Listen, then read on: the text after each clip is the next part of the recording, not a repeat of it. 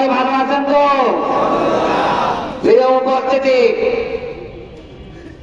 আজকে আমরা দীর্ঘদিন পরে নন্দলালপুর ইউনিয়নে একটা প্রকাশ্য সমাবেশ করতেছি।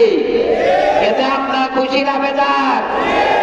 প্রিয় কর্মী ভাইরা, প্রিয় এলাকাবাসী, আল্লাহ পাক রব্বুল আলামিন ঘোষণা করেছেন যে আমি আমার রাসূলকে পাঠিয়েছি সকল ধর্ম মতের উপরে ইসলামকে একমাত্র বিজয়ী দ্বীন হিসাবে প্রতিষ্ঠা করার জন্য।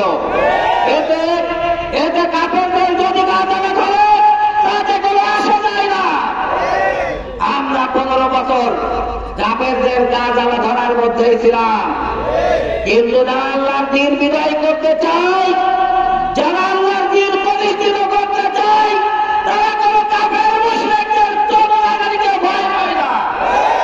জামাত ইসলামী 15 বছর বাংলাদেশে কোনো চোদনাগারিকে ভয় পায় না।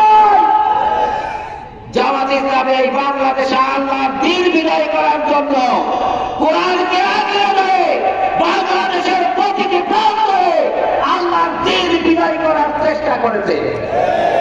যারা জামাত ইসলামীকে নস্যাৎ করতে চেয়েছে, যারা বাংলাদেশের মুখ থেকে ইসলামকে চিরতরে ধ্বংস করতে চেয়েছে, মহান আল্লাহ তাদেরকে বাংলাদেশ থেকে অপরাধজনকভাবে বিদায় করেছে। প্রিয় দেশবাসী, আমরা এদেশে আল্লাহর দ্বীন বিজয়ী করার জন্য, দ্বীন ইসলামকে বিজয়ী শক্তি হিসাবে বাংলাদেশে প্রতিষ্ঠিত করার জন্য জামাত ইসলামীর আন্দোলন। এই আন্দোলন করতে যে জেল জুলুম হত্যা কোনো কিছুকেই জামাত ইসলামী ভয় পায় না।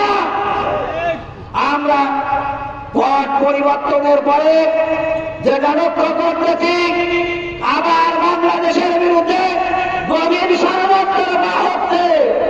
ষড়যন্ত্রকারীরা আমরা সাবধান করতে চাই। ছাত্র জনতা যেভাবে এই দেশ থেকে যারা ইসলামকে মুছে দিতে চেয়েছে, তাদেরকে বাংলাদেশ থেকে বিদায় করেছে। যারা বাংলাদেশ দিয়ে ষড়যন্ত্র করতেছে, তাদের ষড়যন্ত্র বাংলাদেশ থেকে নির্মূল করা হবে ইনশাআল্লাহ। প্রিয় কর্মী ভাইরা, আমরা আপনাদের আহ্বান জানাতে চাই, আমরা একটা লক্ষ্যকে সামনে নিয়ে আমরা আন্দোলন করতেছি।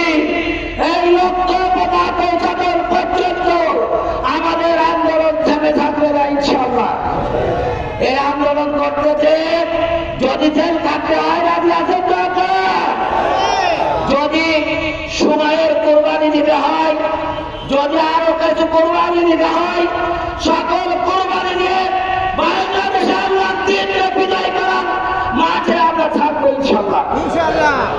আমি সবাইকে আহ্বান জানিয়ে সবাই সুস্বাস্থ্য কামনা করে আমার কথা শেষ করছি। আসসালামু আলাইকুম ওয়া রাহমাতুল্লাহ।